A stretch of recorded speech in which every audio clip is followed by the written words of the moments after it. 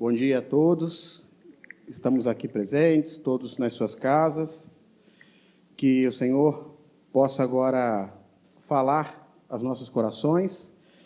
Nós estamos aí, esse mês, conversando sobre o coração do Natal, sobre os efeitos colaterais que o Natal traz para a nossa vida, como o Natal impacta a nossa vida. Então, estamos falando do Natal, mas não do evento em si, não focando no acontecimento em si, mas nos efeitos colaterais, no que isso pode gerar na nossa vida. E hoje a gente vai conversar um pouquinho sobre o amado de Deus. E quando a gente fala no amado de Deus, na nossa cabeça surgem algumas perguntas. Primeiro, o que é amor? O que é amor? Você se sente amado? Você se sente alvo do amor? Você se sente impactado pelo amor? E uma terceira pergunta, você se sente apto, você se sente capaz de amar, de dar amor? São perguntas que, embora pareçam simples, né? O que é o amor? Amor pode ser tanta coisa. Né? Hoje em dia, amor é uma palavra que está tão banalizada. Né? Eu te amo, você escuta no mesmo tom de eu te odeio. Né? Tem até aquela brincadeira daqueles artistas bem expressivos que falam, eu te amo, eu te odeio. Né? E não muda a cara, né? Mas como é expressar o amor? Às vezes parecem coisas simples, mas não são tão simples assim. E a gente vai ver, então, na Bíblia, como que a gente se sente amado, como a gente é impactado pelo amor de Deus. E esse impacto do amor de Deus nos permite amar de uma forma plena, de uma forma como deve ser o amor. E a gente, então, percebe alguns efeitos colaterais desse amor de Deus através do amado de Deus, que é Jesus. E Jesus impacta a vida de um homem, a vida de Nicodemos, e nós vamos estudar, a gente vai aprender como foi que Jesus impactou a vida desse homem e qual foi a consequência desse impacto na vida desse homem. E aprender um pouquinho, com esse exemplo, o que Jesus pode fazer na nossa vida. O que o impacto do amor de Deus pode fazer na nossa vida. A história desse homem é interessante porque esse homem era um fariseu, era um dos líderes dos fariseus. Era um dos partidos políticos da época, dominantes, e ele era lá o representante da Câmara, ele era o presidente do partido, algo assim. E o que os homens, esses estudiosos, esses políticos faziam naquela época? Eles ficavam o tempo todo discutindo qual é a melhor forma de agradar a Deus. Como eu conquisto a graça de Deus, o amor de Deus? O que eu tenho que fazer para sentir-me amado por Deus? Quais são os rituais que eu tenho que seguir? Como eu cumpro a lei da melhor maneira possível para sentir-me amado por Deus? Então, eles investiam todos os esforços, todas as energias que eles tinham, todos os talentos que eles possuíam, tentando encontrar essa resposta. Como é que eu me sinto amado? O que eu faço para me sentir amado? O que eu faço para transmitir o amor? E ele, então, uma noite, ele vai conversar com Jesus. Ele sai lá quietinho da casa dele, meio que escondido, porque os outros fariseus, se soubessem que ele tinha ido falar com Jesus, provavelmente iam discriminá-lo. Então, ele vai lá para ter uma conversa com Jesus. Ele faz uma pergunta, Jesus responde, ele faz outra pergunta, Jesus responde, e Jesus vai de uma maneira muito inteligente, muito sábia, conduzindo a resposta. Jesus vai dando as respostas e conduzindo a conversa para que chegasse num ponto onde Jesus destrói todas as falsas verdades, todas as falsas narrativas que aquele homem tinha ouvido a vida dele inteira. Ou como nós hoje dizemos, os paradigmas. Aquelas verdades que estão consolidadas e a gente acha que aquilo é a verdade absoluta. E Jesus começa a quebrar esses paradigmas. E ao quebrar esses paradigmas, Jesus quebra o coração dele. Chega um momento nessa conversa que Jesus fala essa frase para Nicodemos. É uma frase muito conhecida. Acho que a maioria dos irmãos conhece esse versículo. Vamos ler juntos? Porque Deus amou ao mundo de tal maneira que deu seu Filho unigênito, para que todo aquele que nele crer não pereça, mas tenha a vida eterna. Está no Evangelho de João, capítulo 3, versículo 16. Esse capítulo 3 é o capítulo de João onde é descrita essa conversa de Jesus com Nicodemos. Com essa frase, Jesus inverte a lógica para ele, apresenta uma nova verdade. Por quê? Porque Deus amou ao mundo, Ele mandou o seu Filho para que todo aquele que nele crer tenha vida eterna. Não depende de você, não depende da forma como você cumpre a lei, não depende do rito, da disciplina que você siga. Não é isso que vai fazer Deus te amar. Por quê? Deus te ama, independente daquilo que você faz. Deus, por amor, criou o homem para viver uma vida de harmonia com Ele, viver uma vida de amor com Ele, viver uma vida de amor com seus semelhantes, com as outras pessoas, para haver relacionamento, para ver isso que a Tati acabou de nos relatar aqui. Estou indo na sua casa. Você tem algum problema? Vamos orar juntos? Nossa, que maravilha, vamos nos abraçar. Você tem algo a celebrar, você teve uma vitória, que bom, você teve uma cura. Foi para isso que Deus criou. O que o homem faz? Não, deixa eu viver a vida do meu jeito. Eu não quero mais depender de Deus. Eu quero ter uma falsa liberdade. Eu quero ser livre. Eu quero dizer o que é bom ou é ruim para mim. Eu sei, essa prerrogativa é minha. Eu sou um ser inteligente. Eu posso fazer o que eu quiser. Eu posso ser o que eu quiser na minha vida. E o homem, então, resolve, vou, então, me afastar de Deus. Eu vou decidir o que é bom para mim, eu vou me garantir.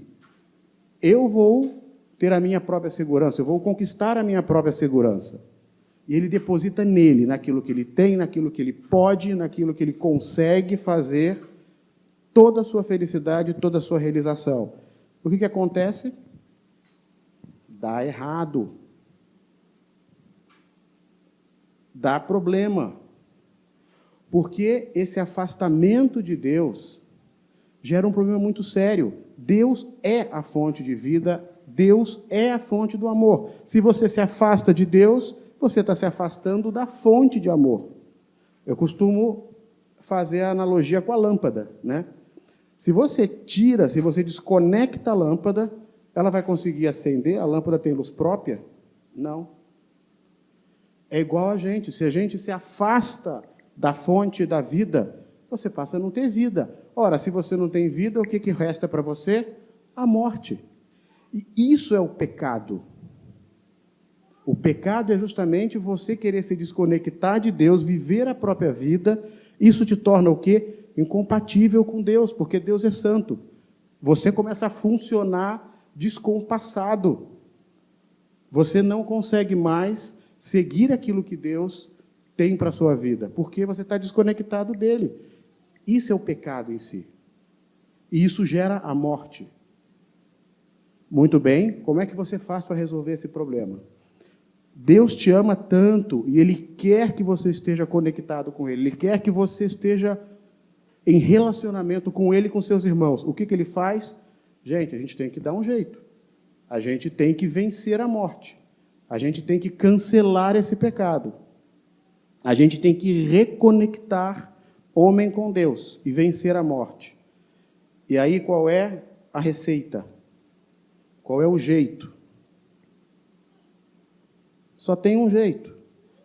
Ele dá o seu Filho unigênito para nos representar, para nos substituir e, de uma forma inocente, vir à terra, nos ensinar como devemos caminhar, sofrer, morrer no nosso lugar e vencer a morte. É a única maneira e é isso que ele faz.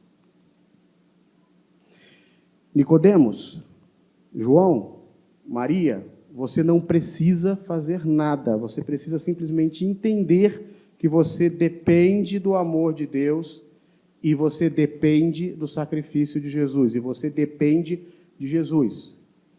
O amado de Deus te ama. Esse amor te impacta e te faz capaz de amar. Então, o que a gente aprende aqui? A chegada de Jesus, o Natal, ele nos traz liberdade. Ele te livra de si mesmo, da dependência de si mesmo, da dependência dos seus atos, da dependência do seu sucesso. Ele te livra isso porque é depositado sobre Deus toda essa graça, é de graça. Então, o primeiro impacto que nós vemos na nossa vida com a chegada do Natal, um dos efeitos colaterais da chegada do amado de Deus na nossa vida, é a liberdade. Eu não passo mais a depender da minha performance, do meu esforço. Nicodemos, você não precisa de fazer nada. Péricles, você não precisa fazer nada. Deus faz por você, basta você entender, basta você se entregar a Ele. Mas o texto continua, né? Tem uma segunda parte. E nessa segunda parte do texto, uma segunda verdade vai ser quebrada. Nessa segunda parte do texto que fala, para que todo aquele que nele crer não pereça, mas tenha vida eterna, Jesus está quebrando um outro paradigma dos fariseus. Eles acreditavam que, como eles eram vigilantes, diligentes, como eles prestavam muita atenção nos ritos, eles eram pessoas corretas, só eles eram bons perante Deus. O resto era o resto. Além disso, eles brigavam muito no Sinédrio. As discussões políticas com outro partido muito forte, que eram os saduceus, era sobre a vida eterna. Os saduceus não acreditavam na vida eterna, na ressurreição.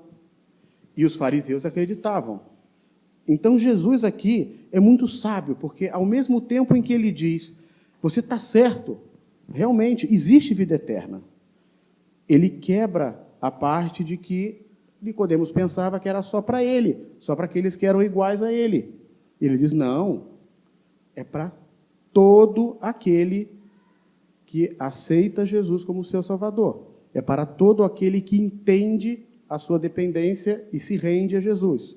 Todos esses têm, sim, direito à salvação. Têm, sim, direito à vida eterna. E ensina aqui o segundo impacto, que é a esperança. Para que você está vivendo aqui nesse mundo? O que você está fazendo aqui? Simplesmente passando a sua vida aqui nesse lugar? Qual é a sua esperança? Em que você espera para amanhã, para depois de amanhã? É só essa roda viva, essa vida louca que nós temos vivido, em que você não tem tempo nem para respirar? Não. Você espera uma vida eterna. E que, novamente, não depende de você, do seu esforço para você atingir. Depende da graça de Deus. Então, porque nós fomos amados, porque você foi amado, você tem esperança. Então, o amado de Deus traz esperança para a nossa vida. Quando a gente acorda de manhã para ir para o trabalho, para estudar, para arrumar nossa casa, para fazer nossas compras, no domingo para vir aqui à igreja, você faz isso porque você sabe que isso é parte de uma caminhada, de um aprendizado, que você tem pessoas ao seu lado que estão caminhando junto com você, e você vai nesse caminho porque a sua esperança é a vida eterna. Ela está garantida. Mas nós, o que muitas das vezes fazemos? Depositamos nossa confiança no dinheiro. Não, eu vou jogar na Mega Sena e o meu dinheiro vai comprar quase tudo que eu puder. A minha esperança está no dinheiro. Aí vem a doença. E muitas das vezes o dinheiro não pode comprar a sua cura. Às vezes vem a crise familiar. O seu dinheiro, muitas das vezes, por mais que você invista em psicólogo, em terapia de casal, tem hora que só Jesus. Tem hora que não adianta. Ou então, não, eu vou me entregar à sexualidade, vou fazer acontecer, vou ter aquela vida, uau, emoção todo dia inventando uma coisa diferente, coisa legal, né? E aí, te dá um vazio em algum momento, né? Você chega à conclusão, e agora? A gente não tem mais o que inventar.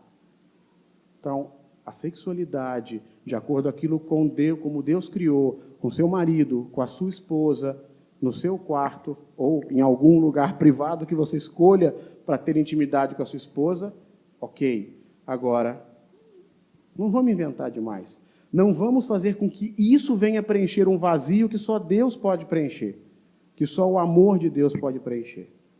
Poder, eu sou o cara, eu sou a cara, eu sou influente, eu dou as melhores ideias nos meus amigos. Todo mundo me gosta porque eu sou o cara legal. Aí tudo bem, um dia faltou a criatividade, e aí, você não é mais o cara legal. Você está dependendo de si. Não, não é isso. Então, esse encontro com Jesus, esse caminhar junto com Jesus, esse acolhimento que Jesus deu para Nicodemo, dizendo, Nicodemos, tem coisa que realmente, legal, você está certinho, mas tem coisa que são falsas verdades. Meu irmão, acorda. Minha irmã, acorda. Nós somos seres inteligentes, até demais, somos criativos até demais. Submeta a sua inteligência, submeta as suas capacidades, submeta a sua criatividade a Deus, porque Ele é que vai dizer para você, ó, isso aqui está legal, isso aqui conserta. E Ele pode falar isso de diversos meios. Aí tem que estar a nossa esperança, em Deus, na vida eterna. Avançando um pouquinho mais. Esse encontro que Nicodemos tem com Jesus muda a vida dele, mas não necessariamente muda aquilo que ele faz. Ele continuou trabalhando como presidente do partido, como cara influente no Sinédrio. Ele não precisou sair daí para caminhar com Jesus. Mas ele submete o pensamento dele, ele submete aquilo que ele faz a Jesus. Perante o Sinédrio, quando as autoridades judaicas estão planejando capturar Jesus, estão querendo atacar Jesus, estão querendo ficar no encalço de Jesus, tudo que Jesus fala eles distorcem, eles pegam todas as oportunidades para pegar Jesus na cilada. Quem que está defendendo Jesus lá no Sinédrio? Nicodemos. Ele fala, opa, peraí, desde quando aqui nesse país a gente julga uma pessoa sem seguir esses critérios? Essa discussão está bem em voga hoje no nosso país, né? Qual é o rito para você julgar uma pessoa? Está certo, não está certo? Naquele tempo tinha isso também. E ele chama, questão de ordem. Por que vocês estão julgando esse homem sem seguir o protocolo? Ele defende a Jesus. Ele tem coragem para testemunhar. Você, meu irmão, não precisa deixar de fazer as coisas do seu dia a dia. Você não vai deixar de ser um médico, um engenheiro, um homem ou uma mulher do lar, um empresário. Não precisa. Continua fazendo aquilo. Você é um estudante, você continua estudando. Você não precisa deixar aquilo que você está fazendo. Por quê? O lugar onde você está hoje, foi Deus que te colocou lá. Na empresa que você trabalha, foi Deus que te colocou lá. Então, Ele te colocou lá para quê? Para que você tenha coragem de testemunhar o nome dEle aonde você estiver, fazendo o que você estiver, só que tomando a decisão correta. Eu tenho certeza que todo mundo aqui toma decisões importantíssimas o dia inteiro. Desde coisas mais simples, o que eu vou fazer hoje para o almoço? Que tipo de disciplina eu vou dar ao meu filho?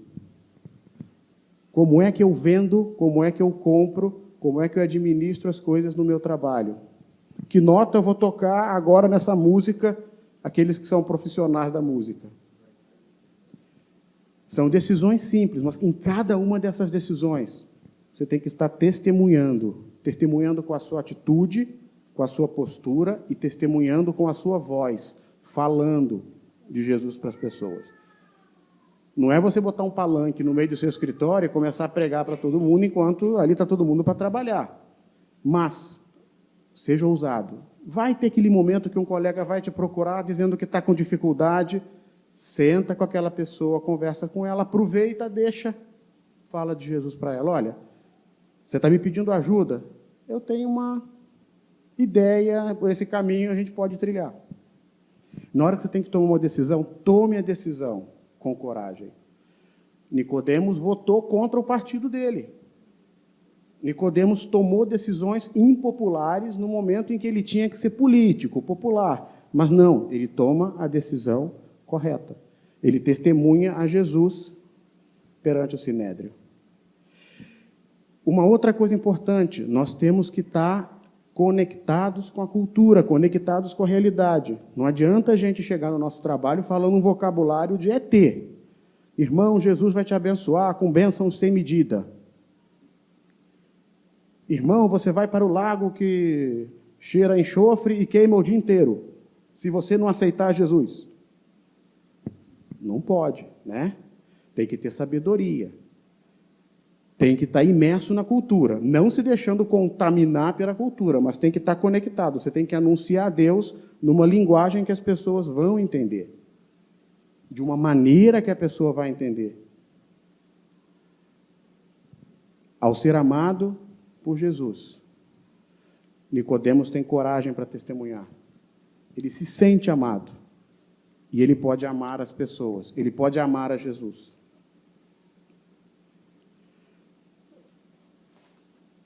Caminhando já aí para o final, vamos ver a última parte do que Jesus faz na vida de Nicodemos. Nicodemos passa a ter esperança, ter liberdade, tem coragem para pregar. Falta mais um elemento, o serviço. Quando Jesus é crucificado, 2 homens vão até a cruz, tiram ele, cuidam do corpo dele e o sepultam. Quem são essas 2 pessoas? José de Arimateia e Nicodemos. Então, Nicodemos tem disponibilidade para servir e ajudar os outros. Ele pega mais ou menos 35 quilos de perfume, que era mirra, era o perfume que eles usavam para embalsamar o corpo. Leva até o corpo de Jesus, ajuda José de Arimateia a tirar Jesus da cruz, embalsama o corpo de Jesus e coloca Jesus no sepulcro. E veja que interessante, como Nicodemos aprendeu aqui de Jesus e como a gente pode aprender. Jesus estava lá na sua glória. Por amor, ele deixa a glória ao lado do Pai, desce, se iguala a nós, passa a viver entre nós, nos ensina como viver de forma correta, de acordo com o coração de Deus, e morre por nós. A atividade de simplesmente tocar num corpo era considerado pelos judeus, ainda mais pelas autoridades, pelos fariseus, como uma atividade imunda, uma atividade humilhante. Os coveiros viviam afastados da população, porque se você tocasse num corpo de morto, você tinha um ritual enorme, que durava 1 semana, pelo menos, para você se purificar. Tinha que se banhar, tinha que orar, tinha que comparecer ao sacerdote. Era uma atividade humilhante. Nicodemos era lá, o bonzão do partido. Ele abandona a sua glória e ele vai lá cuidar de um morto. Ele vai cuidar do corpo de Jesus. Ele vai se envolver numa atividade considerada humilhante para servir. Mas ele só consegue fazer isso porque ele foi amado por Jesus. Não é dele, Nicodemos. É o amor, é o efeito colateral da chegada do Filho de Deus que dá a ele essa disponibilidade. Vamos trazer para nós. Muitas das vezes a gente contribui, não, eu mando meu dízimo para a igreja, eu mando a minha oferta, eu ajudo a instituição de caridade tal, eu invisto. Mas você bota a mão na massa. Você tem o prazer de estar em contato, de, às vezes, fazer algumas atividades que você pode pensar que são atividades menores, tipo recolher o lixo que está sujando o nosso ambiente. Se juntar todo mundo e pintar a casa, ou ajudar na edificação de casas de pessoas carentes. Ah, não, nossa, mas a minha mão, eu trabalho o dia inteiro digitando no computador, vou ficar cheio de calo, que eu vou pegar lá no cimento, vou ter que bater laje. Qual é o problema?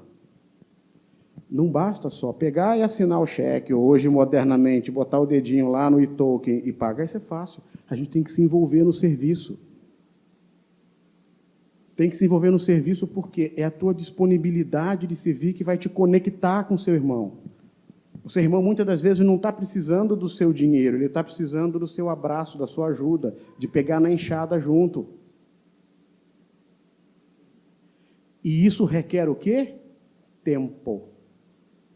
Tem gente que diz que, né, o tempo é dinheiro. Não, tempo não é dinheiro. Dinheiro é dinheiro, tempo é tempo. Mas tempo é um bem muito valioso. E Deus quer que nós dediquemos tempo a Ele, ao irmão, ao serviço. Mas você só consegue fazer isso pela graça de Jesus. É muito gostoso sentar no sofá, enquanto você transfere um dinheirinho para a conta da instituição de caridade, você está vendo Netflix. É cômodo, é gostoso, mas não é isso que vai te capacitar para amar. Porque lembra, você foi criado para ter comunhão com Deus e com os outros. Então, por isso que a gente precisa ter essa consciência. Nicodemos contribuiu financeiramente, ele levou a oferta dele. É que naquela época as pessoas não davam dinheiro, as pessoas davam coisas, objetos. Ele levou a mirra. Ele levou 35 quilos de mirra. Deu uma oferta generosa, mas ele botou a mão na massa. Ele serviu. Ele ajudou, trabalhou em dupla ali, ele e José de Arimateia. Que imagina, um corpo de um homem adulto. Precisava de pelo menos 2 para ajudar a levantar, fazer tudo o que tinha que fazer, né? Então, é muito importante a gente entender a importância, bem, importante a gente entender a importância, né? Foi um pouco... entender a importância dessa disponibilidade, porque é o tempo que você vai dedicar, é o serviço que você vai dedicar. Terminando, então. O Natal, a gente comemora a chegada de Jesus, é o nascimento de Jesus. A chegada de Jesus, que é o amado de Deus. E, através dele, Deus demonstra o seu amor ao mundo, oferecendo para que ele possa cancelar a morte e possa nos dar a vida eterna. Esse amor, quando nos atinge, automaticamente ele nos faz livres. Ele nos faz ter esperança. Ele nos faz ter coragem para anunciar o Evangelho, para testemunhar, inseridos no nosso contexto. E ele nos faz ser disponíveis para servir, para ajudar, para caminhar junto.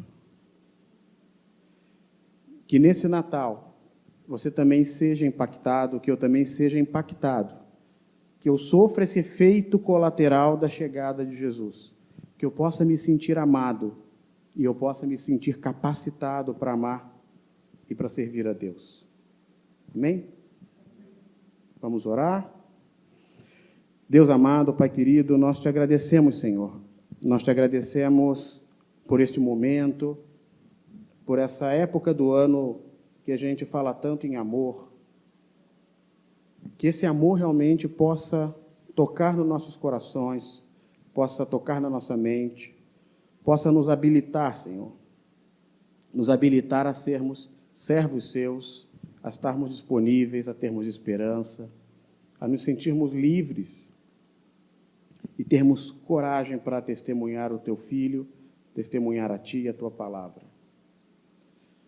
Nos abençoa, que nós possamos, quando sairmos daqui, exerçamos essas atividades, exerçamos e transmitamos para os outros esse impacto que tu faz na nossa vida, Senhor. Que isso não fique aqui, entre essas 4 paredes, ou nos lares das pessoas que estão conosco, mas que isso realmente saia, transcenda, e que nós possamos ser luz nesse mundo, ser sal da terra, Senhor. No nome de Jesus que nós te oramos, amém.